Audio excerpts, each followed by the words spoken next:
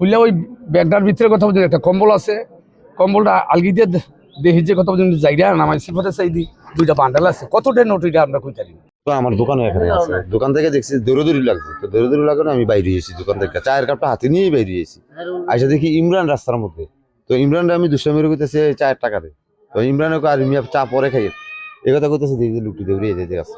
এখানে এসে তো দেখলাম এখন টাকা আছে গাড়ির ভিতরে, ব্যাগের মধ্যে। বলতেছে টাকা নাই, অন গাড়ির মধ্যে পাওয়া গেছে টাকা, এটা নির্বাচনী প্রচারণার জন্য আনছে, অবশ্যই আনছে, যেহেতু সামনে নির্বাচনের প্রচারণার জন্য আনছে, এটা এত তো বোঝাই যায়।